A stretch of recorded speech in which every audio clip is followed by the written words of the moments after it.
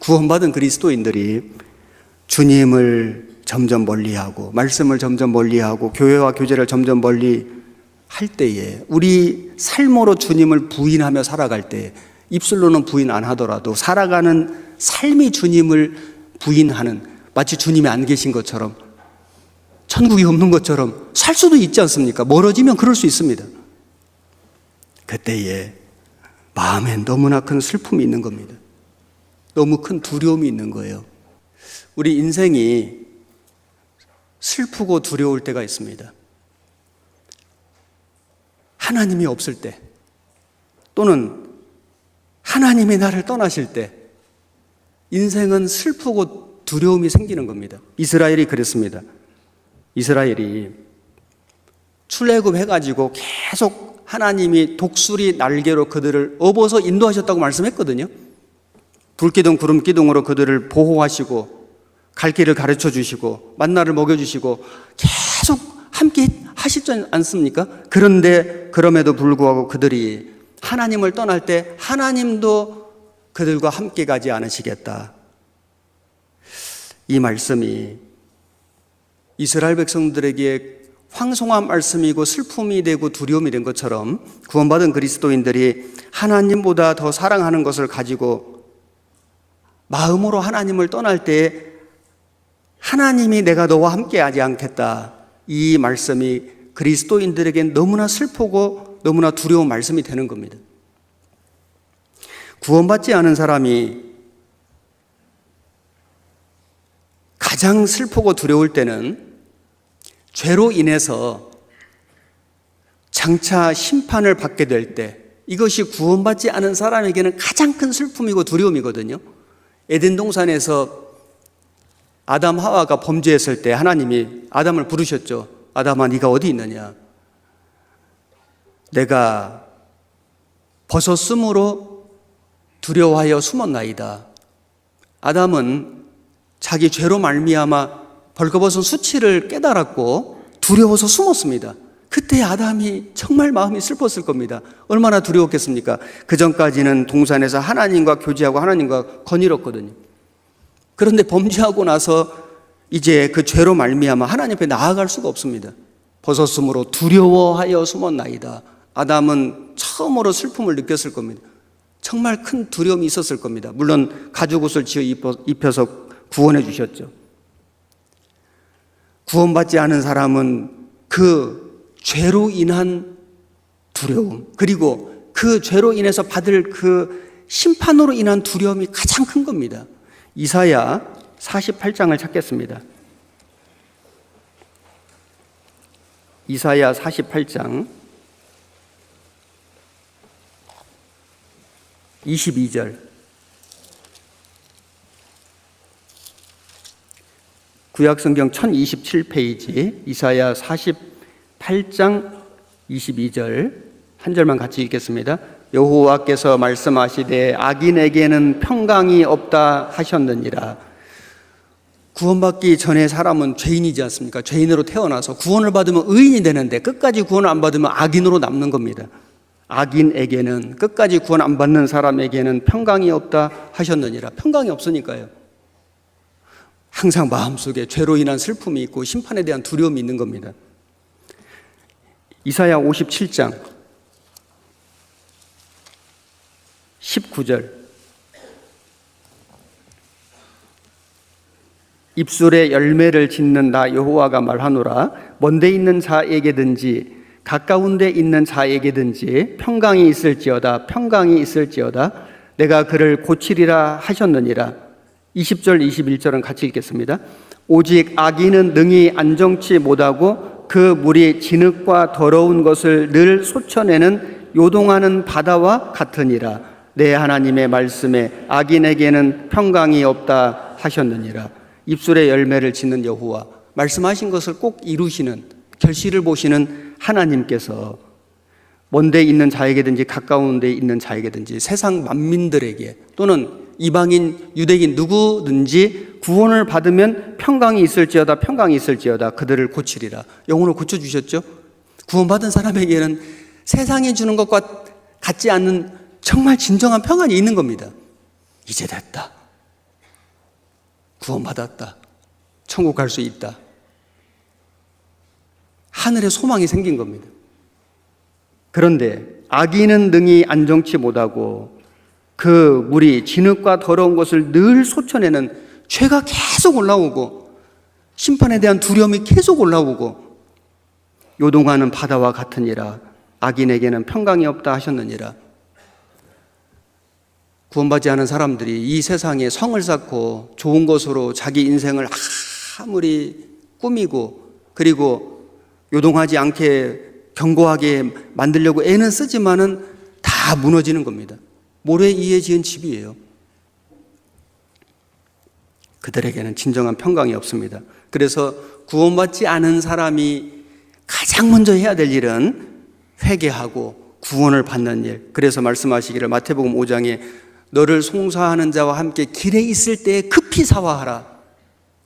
인생 길에 있을 때, 아직 살아있을 때, 죽기 전에 급히 사화하라. 죄 문제를 해결하고 구원받는 것. 이것이 구원받지 않은 사람이 가장 먼저 해야 할 일입니다. 구원을 받은 사람이 슬프고 두려울 때는 언제일까요?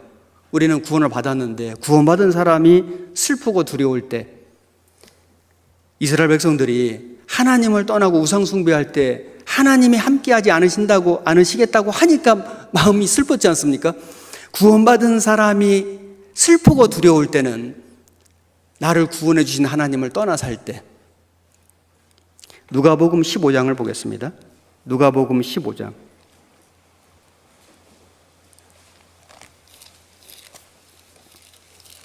16절.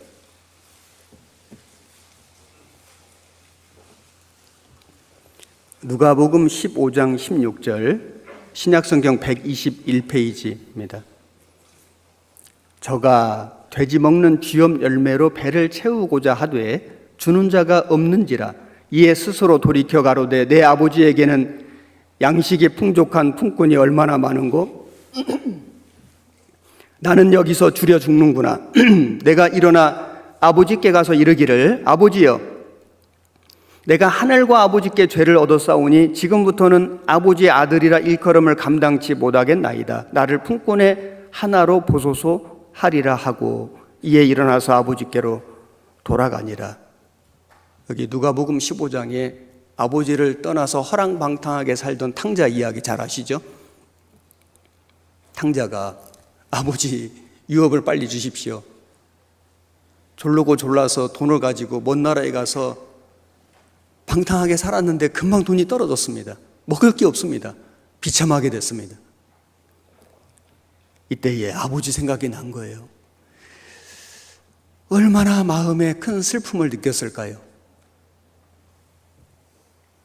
돈만 있으면은 친구도 있고 재미도 있고 즐거움도 있고 자기 인생이 기쁠 줄 알았는데 그 믿었던 자기가 섬기던 돈이 금방 떨어지니까 완전히 망한 겁니다. 비로소 아버지 생각이 난 거예요. 너무 비참하죠. 돼지가 먹는 열매도 먹을 수가 없으니까 얼마나 비참합니까? 이 탕자가 마음의 슬픔과 두려움을 느낀 것처럼 구원받은 그리스도인들은 구원을 받은 이후에도 나를 구원해 주신 그 하나님 아버지의 은혜와 사랑을 잊어버리고 떠날 수도 있습니다. 하나님을 떠나서, 하나님의 사랑을 떠나서, 하나님의 교회를 떠나서 세상에 가서 방탕하게 살 수도 있습니다. 저도 개인적으로 그런 경험이 좀 있어요. 참 너무나 부끄럽지만은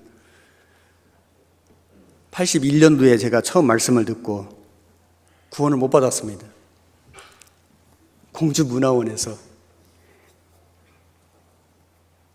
고등학생 시절이었는데, 그리고 한 3년 지났는데 제 친형님이 저를 전도하신 선배님을 만나서 먼저 구원을 받았어요. 말씀은 제가 3년 전에 들었고 형이 구원을 받고 저한테 와서 구원받았다. 나 이제 천국 갈 수 있다. 제가 3년 전에 말씀드렸고, 저는 중학교 3년간 미션 스쿨에도 다녔고, 사립중학교인데 교장 선생님이 장로님이었습니다. 그 장로님, 그 교장 선생님 아들이 제 반 친구였어요. 그 친구 이름이 이모세입니다. 제가 모세 친구였습니다. 모세하고 3년 동안 같은 반에 있었고, 매주 토요일마다 채플 시간에 1시간씩 성경 배웠고, 사립중학교 그 미션 스쿨이어가지고요. 교장 선생님이 장로님이셨고, 그런데 고등학교 1학년, 고등학교를 갈 때에 인생에 좀 고민, 방황을 많이 했고, 인생이 참 허무하다. 그때는 좀 다 철들이 좀 일찍 들었던 것 같아요. 그래서 제가 고등학생 때 별명이 영감이었습니다. 철이 좀 빨리 들어가지고. 인생 고민을 많이 하고 방황할 때 이 문제를 좀 어떻게 해결해 볼까? 제가 원하던 도시로 유학을 못 가고 시골에서 학교를 다녔는데, 인생이 참 너무 슬프고 세상이 너무 불공평하고 신이 있으면 왜 이 세상에 이런 모양일까? 이걸 고민하다가 절에 갔거든요. 제가 한때 불교 신자였습니다.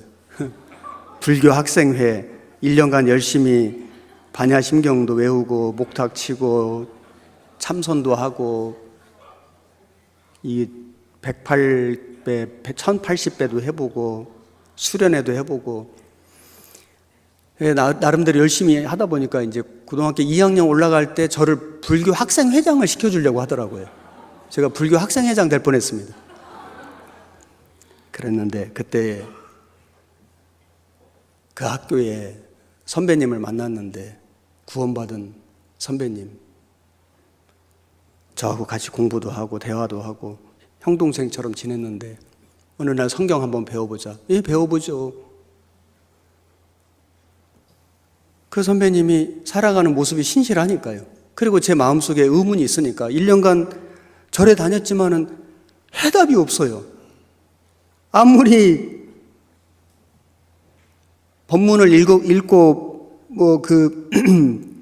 목탁을 두드리고 아무리 참선을 해도 모르겠어요. 답이 없어요. 그래서 성경을 배웠는데 다 믿어졌습니다. 정말로 다 믿어졌는데, 그런데 구원이 안 됐어요. 제가 그 당시 복음을 듣고도 구원이 안 된 것은 뭔가 그래도 내가 좀 해야지 하는 마음이 있었고, 그리고 뭔가 화끈하고 짜릿한 감정 같은 것이 왜 없을까, 이런 마음의 의문들이 해결이 안 돼가지고 죄인인 것도 알겠고 다 알겠는데, 복음도 알겠는데 믿어지지가 않는 거예요. 그 답답한 마음으로 3년을 살았는데, 어느 날 제 형님이 구원을 받고 그 선배님 통해서 말씀을 듣고 단번에 구원받고 천국 간다. 형은 미션 스쿨도 안 다녔는데.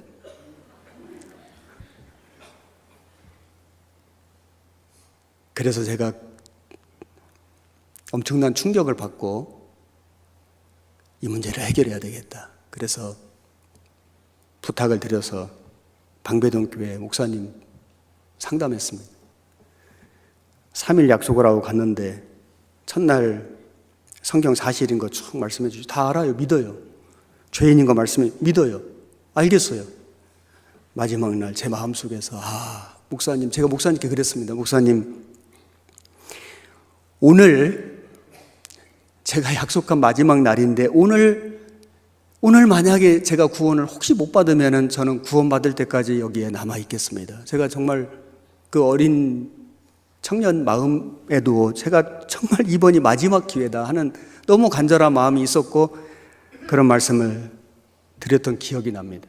그날 에베소서 1장 6절에 이는 그의 사랑하시는 자 안에서 우리에게 거저주시는 바 그 은혜의 영광을 찬미하게 하려는 것이라. 그 거저주신다는 그 말씀에 제 고집이, 제 모든 잘못된 생각이 다 꺾이고 무너지고 무릎을 꿇고 굴복이 되고, 정말 하나님이 나를 사랑하셔서 은혜로 거저 구원을 주셨구나. 그게 정말 마음속에 믿어졌습니다. 확실한 구원, 너무나 확실한 구원을 받았는데, 그렇게 확실한 구원을 받은 제가 여러 가지 이런저런 일들이 있었는데 교회를 떠나서 한 몇 년 살았습니다.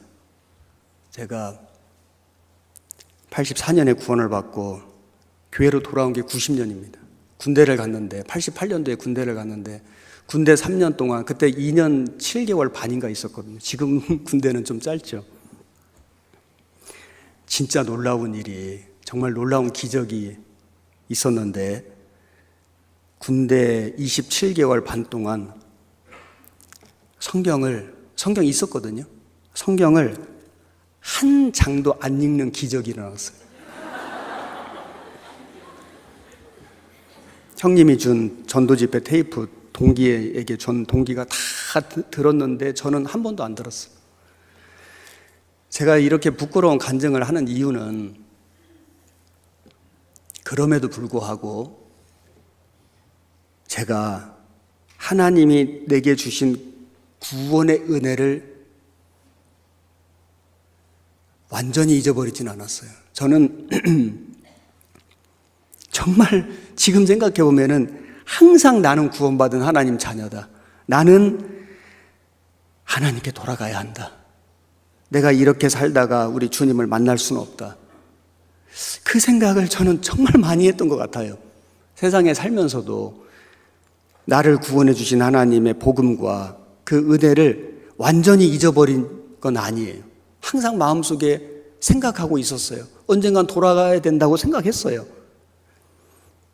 정말 놀라운 기적이, 제가 이제 병장 말년이 돼가지고 이제 제대를 준비하고 있는데, 제대를 하면 사회에 나가서 내가 무슨 일을 할 것인가, 하고 싶은 게 너무 많지 않습니까? 그래서 해야 할 일들 목록을 쭉 썼는데 정말 놀라운 기적이, 첫 번째가 교회 간다였습니다. 교회 간다. 교회를 간다. 그래서 제대를 했는데요, 제 스스로 교회 갔습니다. 그때 청년 때 그 운전이 익숙치 않아서 좀 헤매다가 늦게 이제 청년의 모임을 갔는데,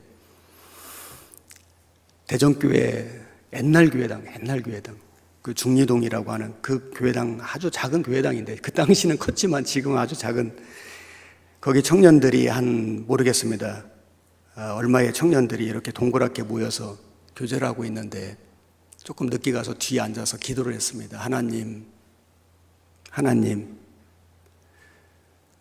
정말 우리 하나님의 아버지에게 무릎 꿇고 기도할 때, 하나님, 우리 아버지 하나님, 제가 왔습니다. 너무 늦게 왔죠. 몇 년 만에 제가 왔습니다. 하나님, 제가 왔습니다. 그런데 너무 놀라운 것은, 저는 정말 방황하다가 이렇게 왔지 않습니까? 왔는데 제가 그때 느낀 것은 하나님 아버지는 거기 계셨던 거예요. 제가 그렇게 느꼈습니다. 우리 아버지는 여기에 계셨다. 나를 기다리셨다. 그래서 제가 그때 결심한 것이 두 가지였는데, 첫 번째는 다시는 하나님을 떠나지 않는다. 떠날 수가 없죠.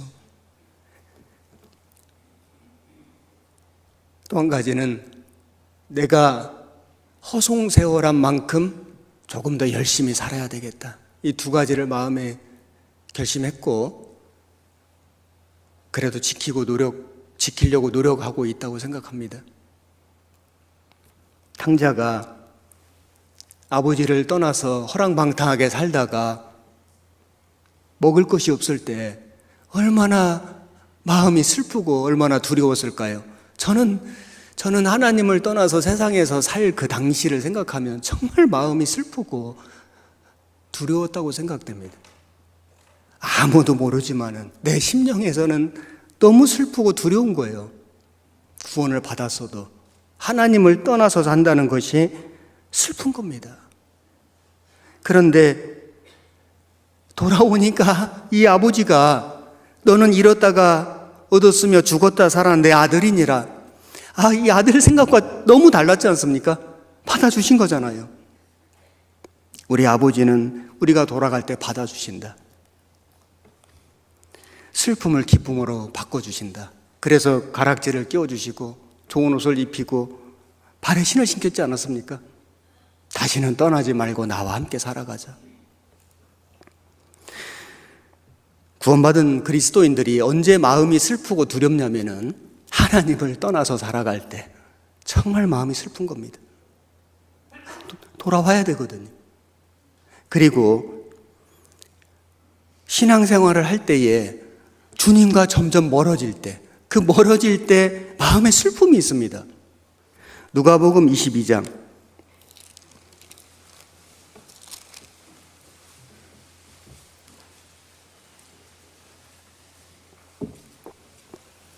54절 22장 54절 예수를 잡아 끌고 대제사장의 집으로 들어갈새 베드로가 멀찍이 따라가니라. 사람들이 뜰 가운데 불을 피우고 함께 앉았는지라. 베드로도 그 가운데 앉았더니 한 비자가 베드로의 불빛을 향하여 앉은 것을 보고 주목하여 가로되 이 사람도 그와 함께 있었느니라 하니 베드로가 부인하여 가로되 이 여자여 내가 저를 알지 못하노라 하더라. 조금 후에 다른 사람이 보고 가로되 너도 그 당이라 하거늘 베드로가 가로되 이 사람아 나는 아니로라 하더라. 한 시쯤 있다가 또 한 사람이 장담하여 가로되 이는 갈릴리 사람이 참으로 그와 함께 있었느니라. 베드로가 가로되 이 사람아 나는 너 하는 말을 알지 못하노라 하고 방금 말할 때에 닭이 곧 울더라. 61절 62절은 같이 읽겠습니다. 주께서 돌이켜 베드로를 보시니 베드로가 주의 말씀 곧 오늘 닭 울기 전에 네가 3번 나를 부인하리라 하심이 생각나서 밖에 나가서 심히 통곡하니라. 베드로가 예수님을 멀찍이 따라가니라 예수님과의 거리가 점점 멀어졌습니다. 결국에는 부인했죠. 베드로가 사람들이 뜰에 불을 피우고 있는데 거기 함께 앉았습니다. 불을 피웠으니까 육신은 따뜻했죠. 마음은 너무 차가운 거예요. 함께 앉았죠. 육신은 편했지만 마음은 너무 불편했습니다. 구원받은 그리스도인이 주님에게서, 말씀에게서, 교회에게서 조금씩 멀어지면은 육신은 따뜻할지 모르지만 심령은 차가워집니다. 자기가 알거든요. 대화하고 교제해보면 금방 느낍니다. 앉아 있으니까 육신은 편한데 마음은 너무 불편해요. 구원받은 그리스도인이 주님에게서, 말씀에게서, 교회에게서 점점 멀어지면은 육신은 편안한데 심령은 너무 불편한 거예요. 결국은 베드로가 부인하고 저주했습니다. 그때에 예수님이 그 베드로를 보셨습니다. 주께서 돌이켜 베드로를 보시니 나는 그를 알지 못하노라 부인하고 저주하는 순간에 예수님이 돌이켜 베드로를 보시니 눈이 마주쳤습니다. 그때 베드로의 마음이 얼마나 슬펐을까. 자기가 주님을 결코 배반하지 않겠습니다. 결코 주님을 배반하지 않겠습니다. 호언장담했던 베드로가 부인하고 저주까지 했는데 그 순간에 예수님이 베드로를 보실 때 어떤 눈으로 보셨을까요? 정말 베드로를 불쌍히 여기는, 안타까워하는, 그러나 끝까지 사랑하시는 그런 마음으로 베드로를 보셨을 겁니다. 베드로가 밖에 나가서 심히 통곡하니라. 정말 마음이 다 무너졌을 겁니다. 베드로 인생이 완전히 무너졌죠. 얼마나 마음이 슬펐을까? 얼마나 마음이 두려웠을까?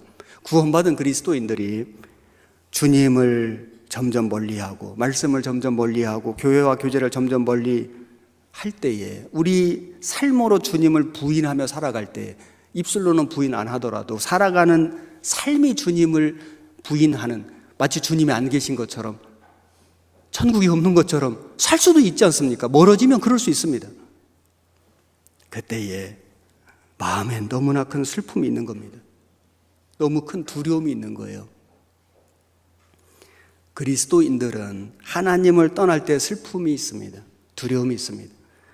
우리 주님과 점점 멀어질 때, 교회와 교제에서 멀어질 때에, 형제 자매의 모임과 교제 속에서 멀어질 때에, 그래서 마음속에서 육신이 올라오고, 그리고 미워하고, 그리고 판단하고, 원망하고, 불평하고, 심지어는 정말로 시험에 걸리면은 대적하는, 그때에 사실은 그 심령은 너무나 슬픈 겁니다. 너무나 두려운 겁니다. 구원받은 그리스도인들이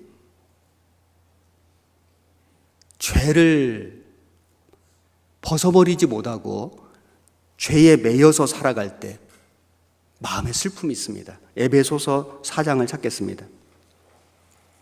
에베소서 4장 26절, 4장 26절. 신약성경 314페이지입니다. 분을 내어도 죄를 짓지 말며 해가 지도록 분을 품지 말고 마귀로 틈을 타지 못하게 하라. 그리고 29절입니다. 무릇 더러운 말은 너희 입 밖에도 내지 말고 오직 덕을 세우는 데 소용되는 대로 선한 말을 하여 듣는 자들에게 은혜를 끼치게 하라.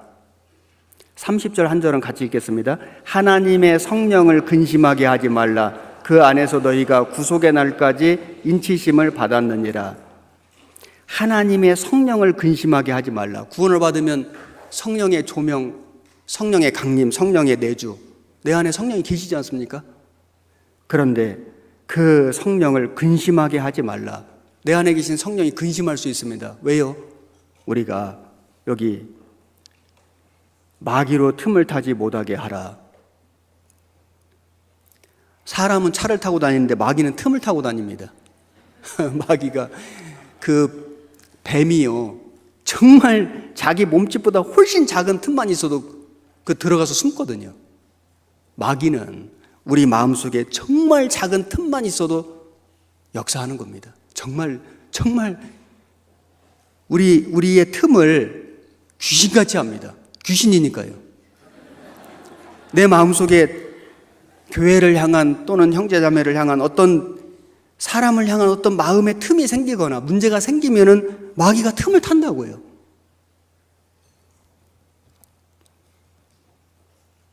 그래서 죄를 벗어버리지 못하고 죄 가운데 매이고 죄 속에 살아가면은 하나님의 성령을 근심하게 하지 말라. 성령이 근심합니다. 그런데 내 안에 성령님만 근심하는 게 아니라 그 사람도 슬픔이 있어요.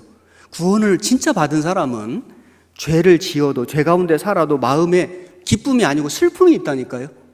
아, 내가 이렇게 살면 안 되는데, 내가 이렇게 살아서는 안 되는데, 나는 구원받은 하나님의 자녀인데, 그것도 없으면은 양심에 화인 맞은 겁니다.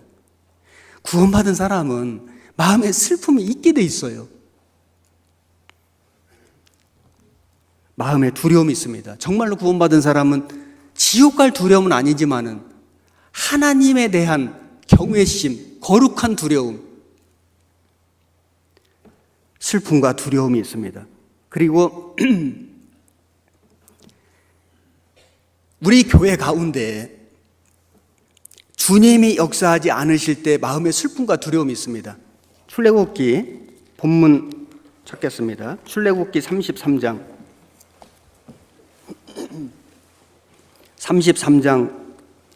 7절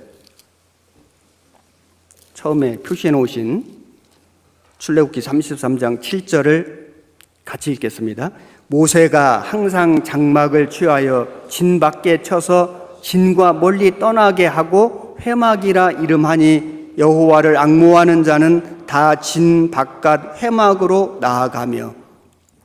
여기 모세가 이스라엘 백성들이 있는 그 진 밖에다가 회막을 만들고 여호와를 앙모하는 사람들은 진 밖에 회막에 나아가서 하나님을 만난 겁니다. 이 회막은 장차 만들어질 성막은 아니에요. 회막, 모일 회자, 하나님과 만나는 곳으로 회막을 만들었는데 진 안에 만들지 않고 진 밖에 왜 만들었습니까? 우상 숭배하고 있으니까요. 하나님이 우상 숭배하는 그 진 안에 계실 수가 없는 겁니다.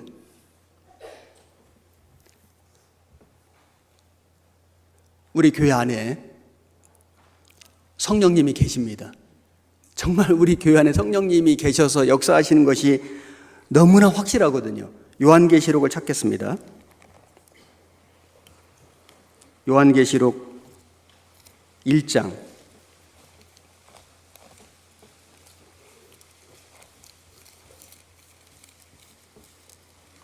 19절.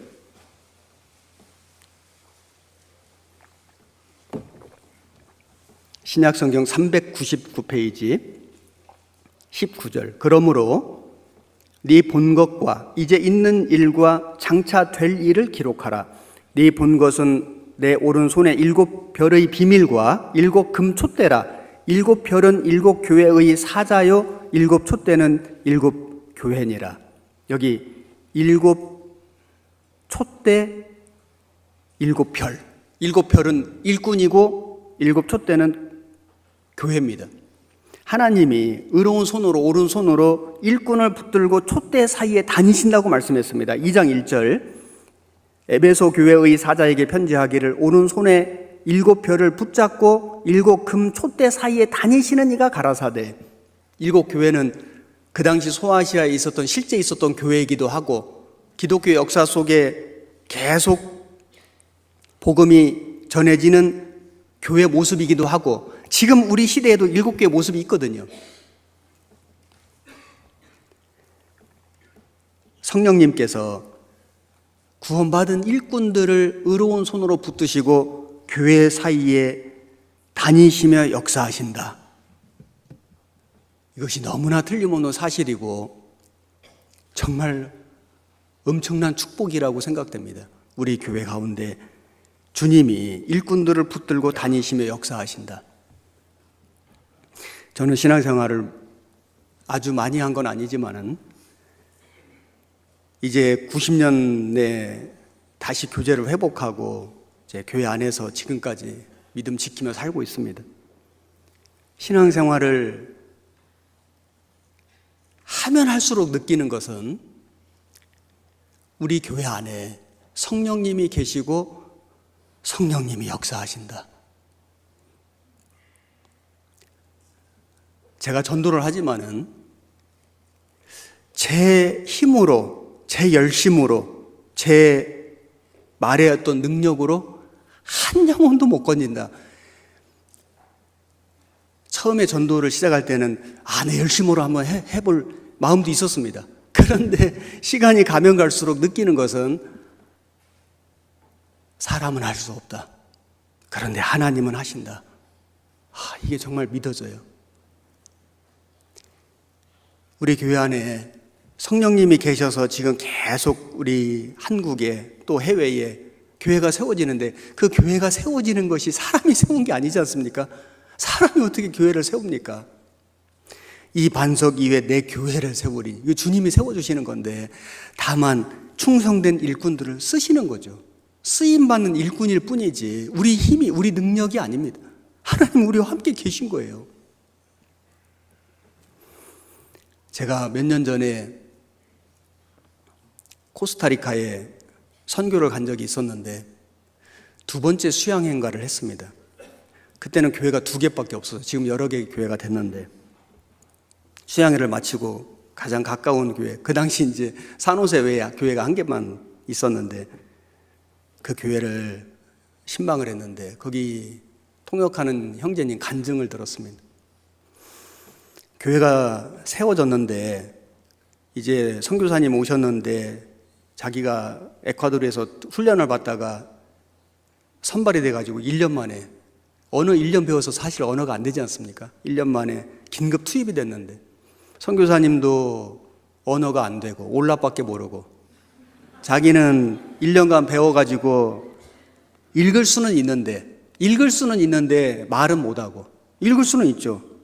써 있는 거를 읽을 수는 있는데 통역은 전혀 안 되죠. 그런데 이제 갔는데 전도 집회가 잡혔는데 원고를 만들어서 목사님은 원고 읽고 자기는 이제 스페인어 원고 읽고 이렇게 이제 그냥 읽은 겁니다. 근데 마음속으로 생각을 했답니다. 아, 이렇게 원고 읽어서 누가 구원을 받을 수 있을까? 그 읽는 것도 잘 읽었겠습니까? 1년 배웠는데 한국어로 말하면 초등학생 읽듯이 읽었겠죠. 야, 이렇게 복음을 전해서 누가 구원을 받을까? 자기가 읽으면서도 생각하기를 아, 이렇게 해서 어떻게 구원을 받지? 얼마나 마음이 염려가 되고 근심이 됐을까요? 근데 놀라운 것은 읽었는데 구원을 받는 거예요. 여러 명이 구원을 받고 그 다음 집회도 또 읽었죠. 또 구원받고 그 다음 집회 또 읽었는데 또 구원받고 그래서 제가 갔는데 1년, 2년 됐는데 한 3, 40명 구원받고 계시더라고요. 지금 굉장히 큰 교회 됐습니다. 그 교회에서 또 교회가 또 자립했어요. 하나님의 역사입니다. 사람 생각에는 엄청 잘해야 될 것 같지 않습니까? 정말 유창하게, 대단하게, 화려하게, 멋있게. 그런데 너무 부족하잖아요. 그냥 읽었잖아요. 근데 어떻게 영혼이 구원을 받죠? 계속 어떻게 구원을 받죠? 어떻게 교회가 성장하고 그 교회가 성장해서 또 다른 교회를 내어주고 하나님의 역사지 않습니까? 성령님이 우리 교회 가운데 계셔서 다만 충성된 일꾼들을 데리고 다니시는 거예요. 우리 교회 안에 성령님이 계신다. 우리 교회 안에 성령님이 충성된 사람들을 붙들고 일하신다. 제가 신앙생활을 많이 한 건 아니지만 하면 할수록 느끼는 것은 우리 교회 마지막 시대 성령님이 우리 교회를 통해서 일하고 계신다는 것은 너무나 틀림없는 사실입니다. 요한계시록 2장 4절 또 네가 참고 내 이름을 위하여 견디고 게으르지 아니한 것을 아노라. 그러나 너를 책망할 것이 있나니 너의 처음 사랑을 버렸느니라. 그러므로 어디서 떨어진 것을 생각하고 회개하여 처음 행위를 가지라. 만일 그리하지 아니하고 회개치 아니하면 내가 네게 임하여 네 촛대를 그 자리에서 옮기리라. 여기 에베소 교회가 잘한 것도 많지만 잘못한 것이 있죠. 처음 사랑을 버렸느니라. 처음 사랑. 여러분, 우리에게도 처음 사랑 있지 않습니까? 내가 구원받을 때 그 깨달은 주님의 그 사랑, 십자가의 사랑, 내 죄를 영원히 용서해 주신 그 사랑, 그 처음 사랑을 우리는 잊어버리면 안 됩니다.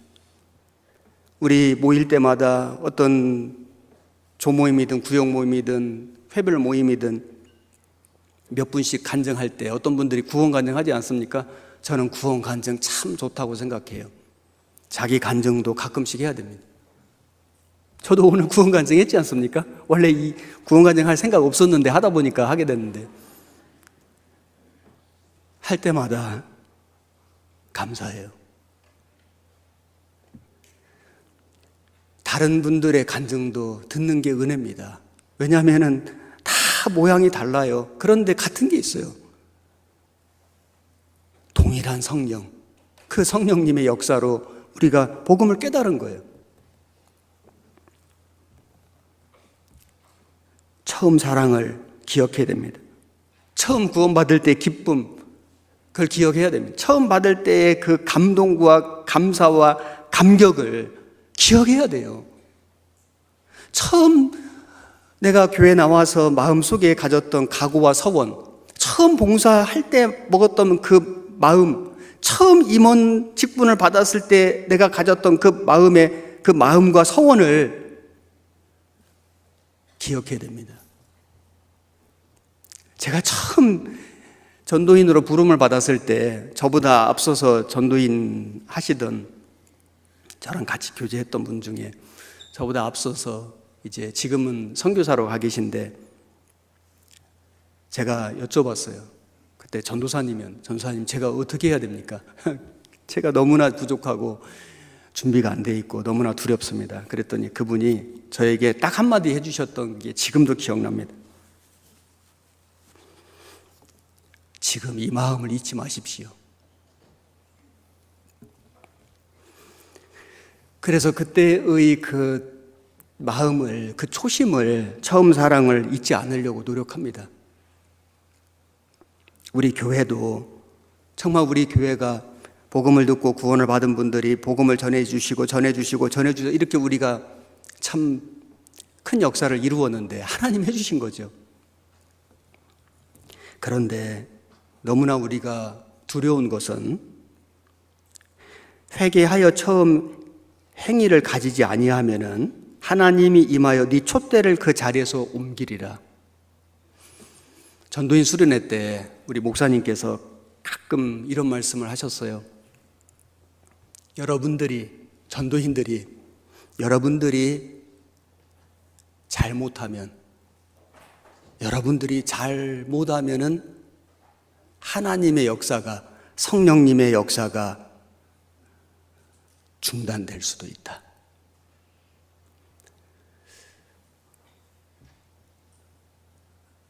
그래서는 안 되니까, 결코 그런 일이 있어서는 안 되니까 경각심 주시려고 주시는 말씀인데 정말 잘해야 된다.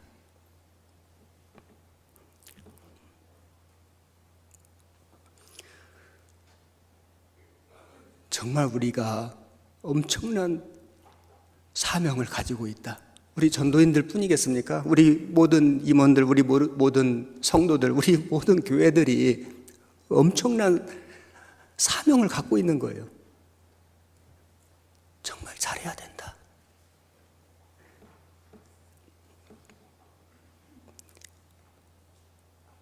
하나님께서 우리에게 이 복음을 주실 때 한 사람 한 사람을 구원해 주시고 지역마다 도시마다 나라마다 교회를 세우셨는데 그 맡겨주신 거지 않습니까? 우리에게 사명을 맡겨주셨다. 잘할 수 있을 거라고 믿어주시고 맡겨주신 이 사명을 잃어버리면 안 되겠다. 왜 목사님이 그런 말씀을 하시는지 교훈이 돼요. 우리가 잘못하면은, 여러분들이 잘못하면은 하나님의 역사가 중단될 수도 있으니까 정말 잘해보자. 이 말씀하신 거지 않습니까? 저절로 되는 게 아니라 잘해야 된다.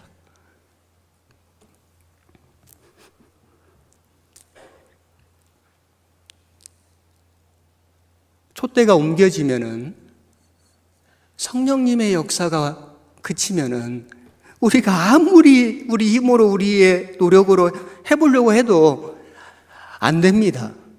불가능합니다. 지금까지 우리가 해온 게 주님이 해주신 거예요. 물론 우리가 쓰임 받았죠. 노력했죠.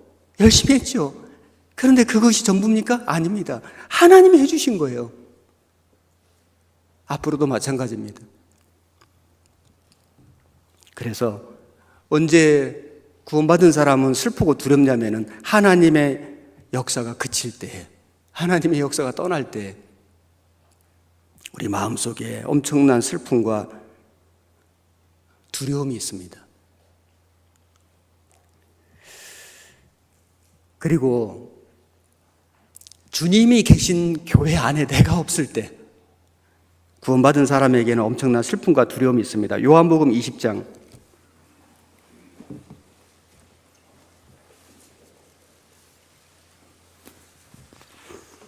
요한복음 20장 보겠습니다.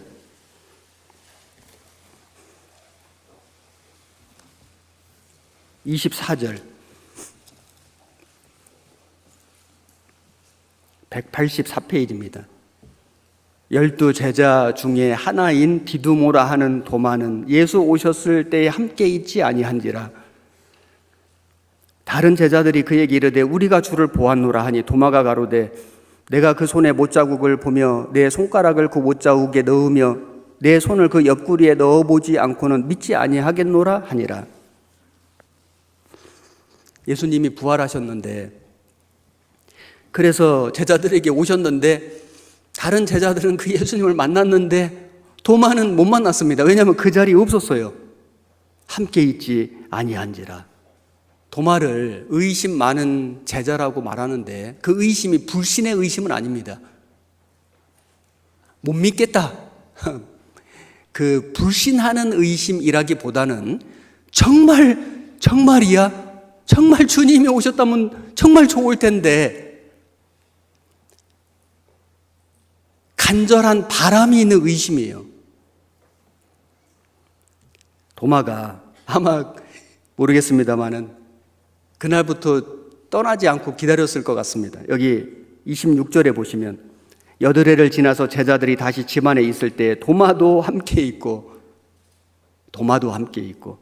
그래서 예수님을 만나서 믿음의 고백을 했죠. 나의 주시며 나의 하나님이시니이다. 주님이 교회 안에 계실 때 내가 그 교회 안에 없으면은 주님을 만날 수가 없습니다. 우리는 제자들이 주님을 만났을 때 주님이 말씀하시기를 너희에게 평강이 있을지어다, 너희에게 평강이 있을지어다. 손과 옆구리를 보이시고 말씀하시기를 평강이 있을지어다. 제자들이 주를 보고 기뻐했다고 돼 있거든요. 주님을 봐야지 기쁨이 생기는 겁니다. 그런데 성령님이 계시고 성령님이 역사하시는 교회 안에 내가 없으면은 주님을 만날 수가 없습니다. 주님을 만나지 못하면 기쁨이 없습니다. 마음에 오히려 슬픔이 있고 두려움이 있습니다. 성령님은 우리 교회 안에 계시고 성령님은 충성된 일꾼들을 붙들어 쓰십니다. 내가 그 교회 안에 있을 때에 우리도 주님을 만나고 주님께 쓰임을 받습니다. 그게 그리스도인들에게는 기쁨이고 평강이에요. 하나님이 주시는 기쁨, 하나님 주시는 평강. 이스라엘 백성들은 금송아지를 만들어서 우상 숭배하고 하나님이 말씀하시기를 모세, 네 백성을 데리고 올라가라. 나는 그들과 함께하지 아니하겠다. 이 말씀을 들을 때 마음에 엄청난 슬픔이 있었습니다. 두려움이 있었습니다. 그래서 모세가 하나님의 백성입니다. 우리를 떠나지 마십시오. 간구했고 하나님이 그 모세의 기도를 들어주셨습니다. 이스라엘 백성들은 어떻게 슬픔과 두려움을 극복했는지 본문 다시 보시겠습니다. 출애굽기 33장 5절.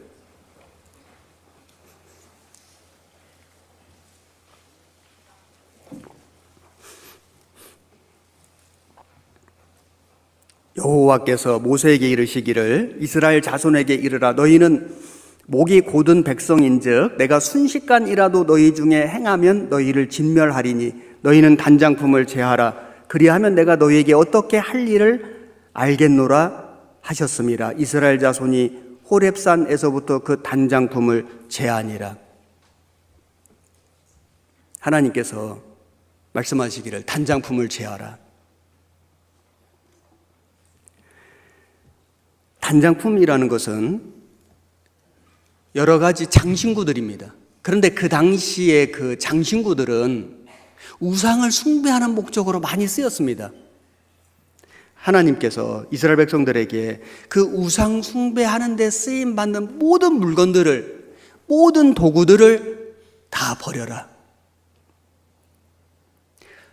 슬픔과 두려움이 제거되려면은, 슬픔과 두려움을 이겨내려면은 먼저 해야 될 일은 단장품을 제하는 것이다.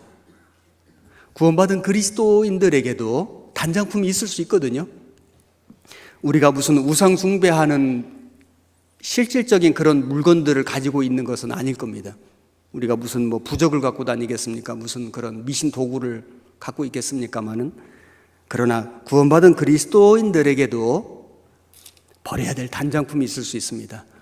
내 육신을 기쁘게 하는 것들, 세상 즐거움을 추구하는 것들, 그런데 그것이 하나님을 멀리하게 만드는 것들, 교회를 멀리하게 만드는 것들, 성경 말씀을 멀리하게 만드는 것들. 그래서 하나님에게서 멀어질 만한 기회를 주는 물건들을 제하라. 이게 단장품이지 않을까요? 우리가 어떤 유혹을 받을 수 있는 그런 물건들, 내 가까이에 그 쉽게 유혹받을 수 있는, 또는 가끔 그것 때문에 신앙에 문제가 되는, 걸림이 되는, 장애가 되는, 그래서 여러 번 넘어지는 것들이 있다면은, 그것이 어떤 물건이라면, 도구라면 과감하게 버려야 한다. 내 마음속에 있는 거라면 제거해야 된다. 그게 단장품을 제하는 겁니다. 하나님이 이스라엘 백성들에게 단장품을 제하라. 그래서 이스라엘 백성들이 호렙산에서부터 그 단장품을 제하니라.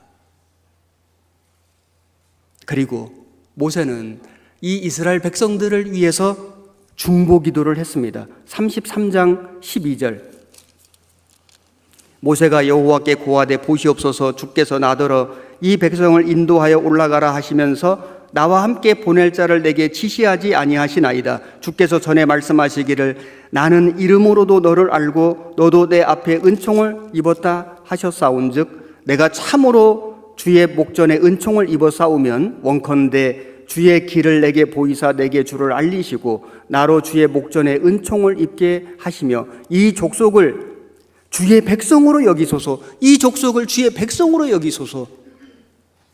하나님은 계속 말씀하시기를 모세야 네 백성 데리고 올라가라. 모세는 계속 하나님께 말씀드리기를 하나님, 이 백성들이 비록 우상 숭배하는 죄는 저질렀지만은 그러나 하나님 백성으로 여겨주십시오. 계속 얘기하는 거예요. 하나님 백성입니다. 하나님 백성으로 여겨주십시오. 15절. 모세가 여호와께 고하되 주께서 친히 가지 아니하시려거든 우리를 이곳에서 올려보내지 마옵소서. 나와 주의 백성이 주의 목전에 은총 입은 줄을 무엇으로 알리이까? 주께서 우리와 함께 행하심으로 나와 주의 백성을 천하 만민 중에 구별하심이 아니니이까? 모세가 계속 말하기를 하나님, 비록 우상 숭배했지만 하나님 백성입니다.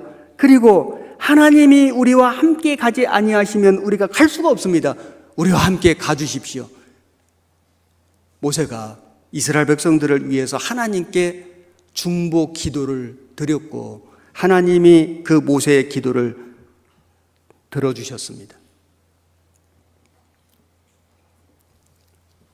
우리도 구원받은 그리스도인들도 해야 할 중보 기도가 있습니다. 우리는 먼저는 구원받지 않은 영혼들을 위해서 하나님께 기도해야 되죠. 아브라함이 자기 조카 롯이 소돔성에 사는데 소돔성이 멸망할 것을 알고 얼마나 하나님께 기도했습니까? 50명 있어도 멸하시겠습니까? 45명, 40명, 30명, 20명, 10명 있어도 멸하시겠습니까? 내가 멸하지 아니. 10명이 없어서 멸망당했습니다. 롯은 아브라함은 생각해서 육신을 구원해 주셨죠. 우리는 구원받지 않은 사람들의 영혼을 위해서 중보기도 해야 합니다. 에스겔 22장을 찾겠습니다. 에스겔 22장.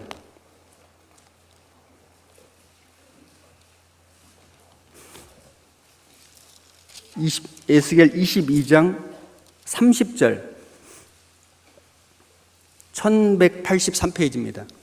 30절. 이 땅을 위하여 성을 쌓으며 성 무너진 데를 막아 서서 나로 멸하지 못하게 할 사람을 내가 그 가운데서 찾다가 얻지 못한 고로 내가 내 분노로 그 위에 쏟으며 내 진노의 불로 멸하여 그 행위대로 그 머리에 보응하였느니라. 나주 여호와의 말이니라. 여기 성이 있는데 그 성이 멸망할 성인 겁니다. 그런데 그 멸망할 성을 막아서서 하나님 이 성을 멸하시면 안 됩니다. 막아서는 한 사람을 찾으시다가 못 찾으시면 멸하시겠다는 거죠. 사람의 영혼이 성과 같은 겁니다. 하나님이 그 죄로 말미암아 심판받을 영혼이 있는데 먼저 구원받은 한 사람이 그 영혼 앞에 막아서서 하나님 이 사람의 영혼은 멸하시면 안 됩니다. 막아서는 한 사람을 찾다가 못 찾으면 멸하시겠다는 거예요. 누가 내 아버지의 영혼 앞에 막아서야 되지 않습니까? 누가요? 먼저 구원받은 사람이요. 내 어머니의 영혼 앞에 누가 막아서야 되지 않습니까? 하나님 아버지의 어머니의 영혼을 멸하시면 안 됩니다. 막아서는 한 사람을 찾으신다고 해요. 내가 사랑하는 사람의 영혼 앞에 막아서서 하나님 이 영혼은 멸하시면 안 됩니다. 막아서는 한 사람을 찾으신다. 그 사람이 우리지 않습니까? 그 영혼들을 위해서 우리는 모세처럼 기도해야 됩니다. 하나님이 그 기도를 들어주셨지 않습니까? 그리고 야고보서 5장, 베드로전서 3장을 찾겠습니다. 베드로전서 3장.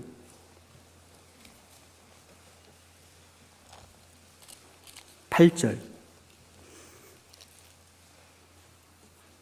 380페이지. 베드로전서 3장 8절. 마지막으로 말하노니 너희가 다 마음을 같이 하여 체휼하며 형제를 사랑하며 불쌍히 여기며 겸손하며 악을 악으로 욕을 욕으로 갚지 말고 도리어 복을 빌라. 이를 위하여 너희가 부르심을 입었나니 이는 복을 유업으로 받게 하려 하심이라. 여기 말씀하기를 마지막으로 말하노니 너희가 다 마음을 같이 하여 체휼하며, 체휼한다는 것은 마음으로만 공감하는 게 아니고 몸으로 고난을, 고통을 함께 나눈다는 뜻입니다. 우리 예수님이 우리에게 있는 대제사장은 우리 연약함을 체휼하지 아니하는 자가 아니요. 히브리서 4장 이렇게 말씀하셨죠. 체휼하지 아니하는 자가 아니다. 이중부정 강조하신 거죠. 우리 주님은 우리의 연약함을 몸으로 함께 하신 분이에요. 눈물도 흘리시고 배도 고프시고 피곤해서 주무시고 죽으셨지 않습니까? 체휼하시는 분이죠. 구원을 받은 사람은 다 마음을 같이하여 서로 체휼하며 형제를 사랑하며 불쌍히 여기며 겸손하며. 우리는 누구를 위해서 중보기도를 해야 하냐면은 구원받은 우리 형제 자매님들 중에 육신이 연약하신 분들, 지금 병중에 있는 분들, 아프신 분들 있지 않습니까? 여러분 가족 중에, 내 사랑하는 가족 중에 연약하고 아픈 사람이 있다면 얼마나 마음이 안타깝지 않습니까? 간절하지 않습니까? 우리가 가족이지 않습니까? 교회가 하나님의 큰 집입니다. 우리 주변에 정말 연약하고 아프고 병든 사람이 있다면 체휼하며 정말 마음으로 공감하고 몸으로도 고난을 함께 나눠주고 형제를 사랑하고 불쌍히 여기고 이 불쌍히 여긴다는 이 원어 뜻이 창자가 끊어진다 이런 뜻이거든요. 우리 주님이 왜 나를 구원하셨습니까? 구원받을 자격이 없는데 불쌍해서 해주신 거예요. 우리 주변의 형제 자매님들이 내가 사랑할 만한 조건이 돼서 사랑하는 게 아니라 불쌍해서 사랑하는 겁니다. 불쌍하니까 용서하고, 그래서 서로 사랑하고 서로 불쌍히 여기고 서로 겸손하고, 이는 복을 유업으로 받게 하려 하심이라. 참 놀라운 것은 이게 복하고 연결되어 있습니다. 로또 복권 사는 게 복이 아니고 체휼하고 사랑하고 불쌍히 여기고 겸손한 게 복으로 연결된다고. 하나님 주시는 복이요.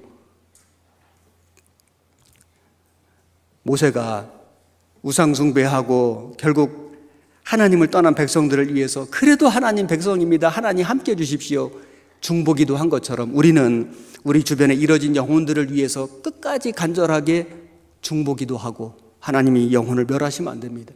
그리고 우리 주변에 연약하고 병들고 아프신 분들, 육신적으로 신앙적으로 그런 분들을 위해서 정말 우리가 체휼하며 사랑하며 불쌍히 여기며 겸손하며,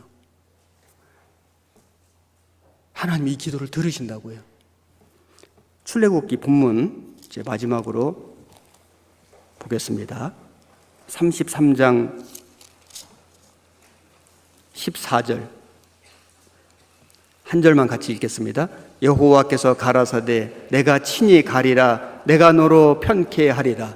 하나님이 이 모세의 기도를 들으시고 마음을 돌이키셨어요. 내가 친히 가리라. 이 말씀을 들었을 때 이스라엘 백성들이 얼마나 마음이 기뻤을까요? 내가 너희와 함께하지 않겠다. 모세, 네 백성을 데리고 올라가라. 모세가 기도했고 백성들이 단장품을 제했을 때 하나님이 말씀하시기를 내가 친히 가리라.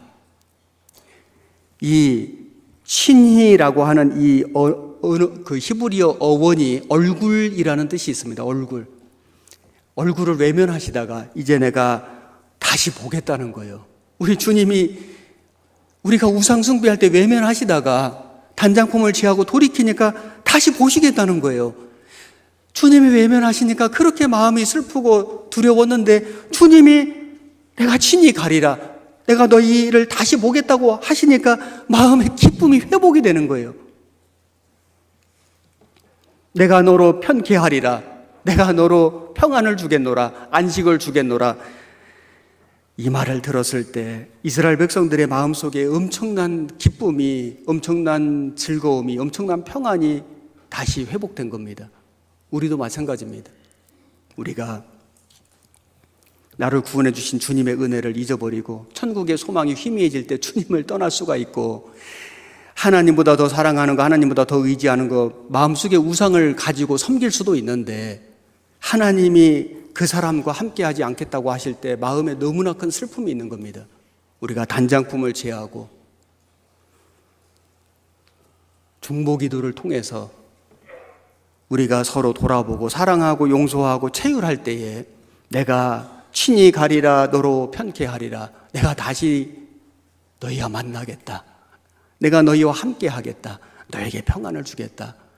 그때에 그리스도인들에게는 엄청난 마음의 기쁨이 올라오고 즐거움이 생기고 능력과 힘이 생기는 겁니다. 우리는 정말 나 자신을 위해서 기도해야 됩니다. 하나님, 처음 사랑을 잊지 않게 해주십시오. 하나님, 정말 주님의 교회 가운데 끝까지 남아있게 해주십시오. 이 주님의 교회 가운데 쓰임받게 해주십시오. 내 마음속에 기쁨과 즐거움이 항상 머물 수 있게 해주십시오. 우린 정말 그렇게 기도해야 됩니다. 주님 오시는 날이 멀지 않은데 우리의 그 기도가 하나님에게 상달되고 응답될 겁니다. 어떤 나라에 임금님이 있었는데 그 나라에 효도 제일 잘하는 세 사람을 선발해가지고 상을 주려고 데려왔는데 임금님이 물었습니다. 자, 각자 소원을 말해보라 하니까 첫 번째 사람이 말하기를 대궐 같은 집을 하나 지어주십시오. 두 번째 사람이 말하기를 평생 먹을 곡식을 곳간에 좀 저장해 주십시오. 세 번째 사람이 말하기를 우리 임금님께서 우리 집에 하루만 좀 묵고 가시면 좋겠습니다. 그러니까 이제 주변에 있는 신하들이 아이고 저 어리석은 사람 저런 소원을 말하다니. 그래서 이제 임금님이 세 사람 소원을 다 들어주셨는데 첫 번째 사람은 대궐 같은 집을 지어줬습니다. 두 번째 사람은 평생 먹을 곡식을 곳간에 넣어줬습니다. 그런데 세 번째 사람은 임금님 하루만 묵어주십시오 하니까 그 사람 집에 가보려 하니까 막 길이 너무 좁은 거예요. 길 닦아주고 집이 너무 초라한 거예요. 대궐 같은 집 지어주고 먹을 게 없으니까 평생 먹을 곡식 곳간에 다 넣어주고 그래가지고 세 번째 사람이 임금님 정말 하루만 우리 집에 와서 묵어주십시오 했는데 이 사람은 엄청난 상을 복을 받은 거예요.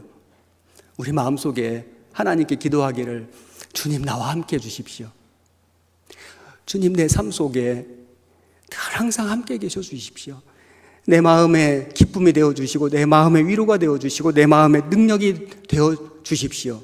우리가 세상의 것을 구하지 않더라도 단지 한 가지, 주님 내 안에 계십시오. 나와 함께 해주십시오. 나와 동행해 주시고 나를 하나님의 백성으로 살게 해주십시오.